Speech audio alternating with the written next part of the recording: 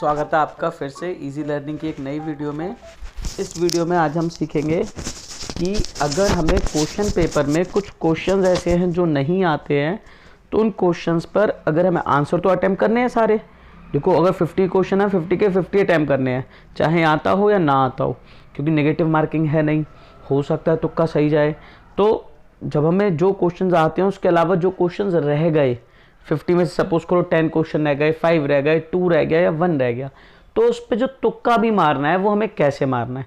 तो बेसिकली इस वीडियो में आज हम सिर्फ और सिर्फ तुक्का मारना सीखेंगे। चलिए बच्चों, पहले तो आप सभी को दिवाली की शुभकामनाएं, भाई दूज की शुभकामनाएं। अब हम शुरू करते हैं इस वीडियो को तुक्के मारने के तरीकों के साथ में। तो अगर सपोज करो आपको कोई क्वेश्चन नहीं आ रहा है और उस क्वेश्चन में बच्चों अगर both A and B, both B and C इस तरीके का ऑप्शन है और आपको वो क्वेश्चन नहीं आ रहा है एनी हाउ, बहुत दिमाग मार लिया, तो आप बिना सोचे बोथ A एंड B को टिक कराइएगा, बोथ B एंड C को टिक कराइएगा। आपकी 80 to 85% प्रोबेबिलिटी ठीक होगी कि आपका आंसर करेक्ट हो। ठीक है, मोस्ट ऑफ द क्वेश्चन जिसमें बोथ ऑप्शन यूज किए जाते हैं उन मोस्ट यानी 100 में से 80 to 85 क्वेश्चंस के आंसर्स हमेशा बोथ ए एंड बी या बोथ वाला ही ऑप्शन होता है। ठीक है, तो ये चीज़ याद रखिएगा। अगर ऐसा होता है, अगर आपके 2 क्वेश्चन भी रह गए और उसमें किसी एक में बोथ ए एंड बी वाला ऑप्शन है तो आप वो तुक्का मार आइएगा। चलिए नेक्स्ट क्वेश्चन की तरफ बढ़ते हैं। अगर नेक्स्ट कैटेगरी क्वेश्चन की तो देखते हैं हम। सपोज करिए आपके सामने एक क्वेश्चन है और आपको वो क्वेश्चन नहीं आ रहा समझ में। जैसे सामने ही दे रखा है कि ये स्टेट लो इन्फेंट मेर्टेलिटी रेट का क्या मतलब होता है। तो ऐसा क्वेश्चन अगर आपको नहीं समझ में आ रहा है बच्चों, देखो इस क्वेश्चन को मैंने इसलिए चूज करा, यहाँ पे ऑल ऑफ द अबव भी है जिसकी खुद की प्रोबेबिलिटी 75% करेक्ट होने की होती है। लेकिन फिर से समझना बच्चों, इस तरीके के क्वेश्चन में जो आंसर सबसे बड़ा होगा, जो आंसर सबसे बड़ा हो आप उस पर तुक्का माराइएगा। 90% प्रोबेबिलिटी होगी कि आपका आंसर करेक्ट हो। ठीक है, देखो इस क्वेश्चन में हमने 2 चीजें सीखी। अगर हमें कोई एक क्वेश्चन में एक आंसर सबसे बड़ा मिल जाए तो उस आंसर को टिक मार देना है आंख बंद कर। अगर हमें नहीं आता तो आता है फिर तो अपनी समझ से करना है, आता है तो अपनी समझ से करना है, और नहीं आता तो हमें तुक्का मारना है। ठीक है, और तुक्का भी किस पे मारेंगे? सबसे बड़े ऑप्शन पर, जो सबसे बड़ा ऑप्शन होगा। ठीक है, उसी पे मारेंगे। ठीक है, और अगर all of the above answer है और आपको नहीं आता तो देखिए, अगर नहीं आता और आपको अरेंज करना ही करना है, अगर अरेंज करना ही करना है तो फिर ऑल ऑफ द अबव भी आंसर हो सकता है। नेक्स्ट कैटेगरी की तरफ जाते हैं बच्चों। नेक्स्ट कैटेगरी देखिए, अभी मैंने आपको समझाया कि एक क्वेश्चन है Napoleon bring about this his town, कौन कौन से चेंजेस लाया। हमें अगर नहीं भी आता ना ये क्वेश्चन, जैसे मुझे नहीं आता ये क्वेश्चन, तो मैं ए आंसर मारूंगा। इतना बड़ा ऑप्शन लाने का क्या मतलब होगा, यानी यही ऑप्शन सबसे एप्रोप्रिएट होगा। वरना सोचो 1 लाइनर ऑप्शन है तो यहां पर भी 1 लाइनर हो सकता था, इसीलिए सबसे बड़ा ऑप्शन हमारा करेक्ट हो जाएगा। ठीक है, नेक्स्ट क्वेश्चन कैटेगरी की तरफ बढ़ते हैं कि नेक्स्ट क्वेश्चन कैटेगरी क्या है। देखिए बच्चों, अब आते हैं ऑल ऑफ द अबव वाले टाइप क्वेश्चन पर। अगर एक क्वेश्चन है, हमारे सामने एक क्वेश्चन दे रखा है, ठीक है, और इसके ऑप्शंस में कोई भी एक बहुत बड़ा नहीं है, कोई भी एक दूसरे को कॉन्ट्राडिक्ट नहीं कर रहा, यानी मान के चलो ये भी पॉजिटिव सेंस में, ये भी पॉजिटिव सेंस में, ये भी पॉजिटिव सेंस में, आंख बंद कर आंसर ऑल ऑफ दीज लगाया है ना, 100% प्रोबेबिलिटी कह रहा हूं, 100% आंसर करेक्ट होगा। ठीक है, अगर कोई एक ऑप्शन बहुत बड़ा ना हो, सारे ऑप्शन बराबर हो, ठीक है, और कोई भी नेगेटिव या पॉजिटिव सेंस में एक दूसरे को कॉन्ट्राडिक्ट ना कर रहा हो, सबके सब पॉजिटिव एस्पेक्ट में है, तो आंख बंद कर ऑल ऑफ दीज आंसर मार दीजिएगा।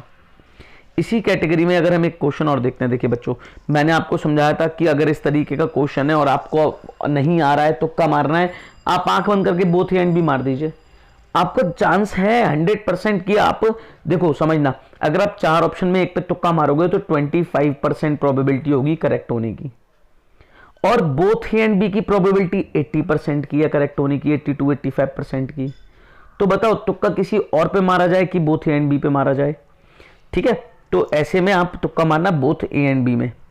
देखो जो लोग थे इसी क्वेश्चन पे देखते हैं, सेकेंडरी सेक्टर है वो ज़्यादा इंपॉर्टेंट क्यों हो गया, क्योंकि लोग थे वो मैनी मोर गुड्स प्रोड्यूस कर रहे थे फैक्ट्रीज में जो सस्ते रेट पे बन रही थी, एम्प्लॉयमेंट इंक्रीज हो गया, तो answer both A and B हो गया। ठीक है ना, तो आप ये चीज़ ध्यान रखिएगा, इस तरीके से आपको तुक्के फायदे हो सकते हैं। चलो अब एक आते हैं न्यूमेरिकल तुक्के पर, कि एक सोचा समझा तुक्का कैसा होता है। अगर हमें मान के चलो हमें एक क्वेश्चन दे रखा है, ज्वार के बारे में पूछा है, एनुअल रेनफॉल कितनी होगी, ठीक है, यहाँ पूछा है टेम्परेचर कितना होगा, और मान के चलो हमें क्वेश्चन नहीं आता बिल्कुल, तो मैं आपको बताता हूँ एक न्यूमेरिकल तुक्का या सोचा समझा तुक्का कैसे होता है। देखो बच्चों, यहाँ 100, यहाँ 100, यहाँ 100, यानी क्वेश्चन का ये वाला ऑप्शन बिल्कुल ही अलग है, तो ये आंसर बिल्कुल नहीं हो सकता। क्योंकि क्वेश्चन अगर ऐसा होता तो एक ही ऑप्शन 50 का क्यों देता, 3 ऑप्शन देता 50 के, या 4 ऑप्शन 50 के दे देता। अब देखते बच्चों, यहाँ पर आ गया बिलो 100, एबव 100 और एबव 100, यानी इन 3 में से हमें किसी एक पे तुक्का मारना है। ठीक है, यानी अब आपकी तुक्के मारने की प्रोबेबिलिटी 25% से बढ़कर 33.33% की हो गई, तो तुक्के के सही होने के चांसेस और इंप्रूव हो गए। अब इस तुक्के में आइए जरा, देखो बच्चों, यहाँ पर 26 एंड 33 है, यहाँ 26 एंड 33 है, यहाँ से बिलो 26 है। अगर बिलो 26 ऑप्शन करेक्ट होता तो 2 जगह पर होता, ये भी गलत हो गया। तो अब हमारा तुक्का ना तो बी पे जाएगा, ना हमारा तुक्का सी पर जाएगा। अब हमारा तुक्का हो सकता है ए या डी पर। देखो ए या डी पर कैसे, यहाँ पर भी 100, 26 से 23, यहाँ पर भी 100, 26 से 23। ठीक है, तो तुक्का मारने का तरीका होता है लॉजिक। आप ऐसे नहीं कि ऑप्शन का बी मारा है, ज्यादातर बच्चे कहते हैं सर ज्यादातर आंसर बी या सी होते हैं तो हम वही माराते हैं। नहीं, ऐसा नहीं होता। अगर आपको नहीं आता क्वेश्चन, सोच समझ के तुक्का मारो। अब देखो, अब आपकी प्रोबेबिलिटी हो गई 50%। जैसे मान के चलो कोई बच्चे ने मार दिया ए, तो हो सकता है सही हो सकता है गलत हो, यानी देखो इन 2 ऑप्शन में ही तो कोई एक ऑप्शन करेक्ट होगा, तो प्रोबेबिलिटी 1/2 यानी 50% की प्रोबेबिलिटी आ जाएगी। तो इसका आंसर ए होगा वैसे, है ना। मैं आपको क्वेश्चन के अकॉर्डिंग बता रहा हूँ, लेकिन आपको तुक्के मारने का ज़्यादा बेटर तरीका बताया, इसलिए क्वेश्चन डिस्कस करा आपसे। नेक्स्ट को कैटेगरी की तरफ चलते हैं बच्चों। देखो फिर से मैचिंग की एक और कैटेगरी पर आते हैं। यहाँ तुक्का कैसे मारा जाए, अगर मैचिंग का क्वेश्चन हो और तुक्का मारना हो कैसे मार सकते हैं।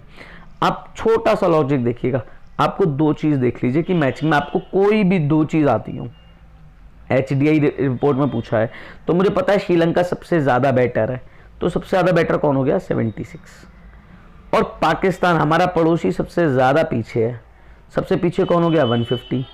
तो 1 का D और 3 का A, हमने ये तुक्का मारना है, 1 का D और 3 का A। देखो 1 का D यहाँ पर भी है, यहाँ पर भी है, यहाँ पर भी 2 में, ठीक है, 1 का D 2 में है, तो B और C में से कोई हो सकता है, और 3 का A सिर्फ C में है, तो आंसर हो गया हमारा C।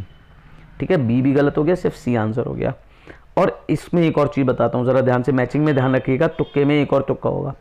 अगर सपोज करो हमें दे रखा है ऐसे मैच हो रहा है, A C ऐसे मैच हो रहा है, अगर 2 कोई सीधे सीधे मैच हो रहे हो तो बच्चों सीधा सीधा आंसर ABCD सीधी वाली मैचिंग ही आंसर होता है ज़्यादातर ऐसे क्वेश्चन का। अगर आपको कोई भी 2 आते हो वो सीधा सीधा मैच कर रहे हैं, तो हमेशा आंसर इस तरीके से ही सीधा सीधा निकलेगा, अगर कोई भी 2 निकल रहे हैं। और मान के चलो किसी 2 का मैचिंग ऐसे आ रही है, मान के चलो नीचे वालों की 2 की ऐसे आ रही है, 3 की D 4 की C आ रही है, तो 90% चांस है शुरू के 2 की मैचिंग भी बिल्कुल ऐसे करके ही आएगी, 1 का B 2 का A 3 का D 4 का C। इस तरीके से ही मैचिंग के कॉम्बिनेशंस बनते हैं। तो मैचिंग में आज हमने क्या क्या सीखा, तुक्का मारना हो तो किस किस तरीके से मारना है। पहला तरीका कोई 2 सॉल्व कर लो और उसके बेसिस पर ऑप्शन में चेक कर लो। दूसरा तरीका देखा हमने, अगर सामने सामने 2 मिल जाए तो चारों के चारों सामने ही होंगे। तीसरा तरीका देखा, अगर ऊपर के 2 क्रॉस में बनना है तो नीचे के 2 भी क्रॉस में बनेंगे, नीचे के 2 क्रॉस में बनना है तो ऊपर के 2 भी क्रॉस में ही बनेंगे। ठीक है, नेक्स्ट पे जाते हैं, नेक्स्ट कैटेगरी पे बच्चों। नेक्स्ट कैटेगरी हमसे कह रही है कि फ्रेडरिक सोलियो क्वेश्चन है, ठीक है। और मैं आपको ये चीज़ समझा चुका हूँ कि अगर आपको नहीं आता आप सीधा बोथ पे आंसर मारो, आप देखो मत। अगर मान के चलो आपको नहीं आ रहा है, आप बहुत दिमाग मार चुके हो, बहुत हो चुका कि अब लग रहा है कि अब इस क्वेश्चन का आंसर हम पे हो ही नहीं पा रहा, बोथ आंसर मार दो, आपका आंसर करेक्ट जाने के चांसेस इतने ज़्यादा हैं कि मान लो कि आपका आंसर करेक्ट ही जाएगा। ठीक है, अगली कैटेगरी की तरफ देखते हैं बच्चों। नेक्स्ट कैटेगरी ज़रा ध्यान से देखना कि अगर हमें इस तरीके का क्वेश्चन आ जाए कि इनमें से कौन सा स्टेटमेंट ट्रू है। देखो इससे हमें आंसर नहीं आता, हम सिर्फ सेंस से समझेंगे कौन सा ट्रू होगा।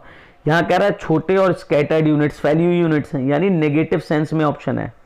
दूसरा कह रहे हैं रूल्स एंड रेगुलेशन होते हैं फॉलो नहीं होते, तो ये भी नेगेटिव सेंस में ऑप्शन है। Rule workers were ill paid, यानी बुरी पेमेंट मिलती है, तो ये भी नेगेटिव सेंस में ऑप्शन है। फिर कह रहा है there is no provision for overtime, देखो यहां पर भी नेगेटिव सेंस में ऑप्शन है। इसका मतलब चारों ही ऑप्शन नेगेटिव सेंस में आ रहे हैं, इसका मतलब चारों के चारों ऑप्शन करेक्ट होंगे। ठीक है, अगर इस तरीके के क्वेश्चन में मान के चलो 3 ऑप्शन नेगेटिव में आते और 1 ऑप्शन पॉजिटिव में आता, तो इसका मतलब ये 3 हमारे सही होते और ये वाला सही नहीं होता। ठीक है, क्योंकि इसमें ट्रू पूछ रहा था और हमारे जो अनऑर्गेनाइज सेक्टर है उसमें सब चीज नेगेटिव होती है ना। इसी तरीके से मान के चलो कोई एक चीज पॉजिटिव पूछी जाती है, जैसे ह्यूमन डेवलपमेंट के बारे में पूछा जाता, तो वहां पर क्या होता, वहां हम पॉजिटिव ढूंढते।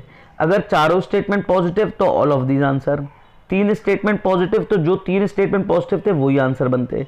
तो ऐसे क्वेश्चन में जब हमें ट्रू और फॉल्स देखना हो कि कौन सा स्टेटमेंट फॉल्स है, तो उनका सेंस लगा लेना। सेंस अगर पॉजिटिव सेंस में आ रहा है और क्वेश्चन भी पॉजिटिव सेंस का है, तो हमारे वो सारे के सारे ऑप्शन सही आएंगे, बस एक ही आंसर गलत हो जाएगा जो नेगेटिव सेंस में होगा, और कोई नेगेटिव में नहीं है तो ऑल ऑफ दीज आंसर होगा। ठीक है बच्चों, इस तरीके से हम तुक्कों को अपने और ज़्यादा प्रिसाइज कर सकते हैं, मतलब चांसेस जो हमारी प्रोबेबिलिटी है जो हमारे करेक्ट होने की वो ज़्यादा बढ़ जाएगी। तो आज की वीडियो सिर्फ उनके लिए है। देखो ऐसा कोई बच्चा नहीं होगा जैसे 50 के 50 क्वेश्चन आते होंगे, हो सकता है टॉपर वाली लॉट को भी एक आध क्वेश्चन में तुक्का मारना पड़े। ठीक है, और एक और मैं तरीका बता रहा हूँ, रामबाण इलाज कहते हैं जैसे, वो है एलिमिनेशन मेथड। एलिमिनेशन मेथड ये क्या होता है, ये एक ऐसा मेथड है जिसमें हम आंसर गलत को निकाल देते हैं कि ये आंसर तो नहीं हो सकता, ये आंसर नहीं हो सकता।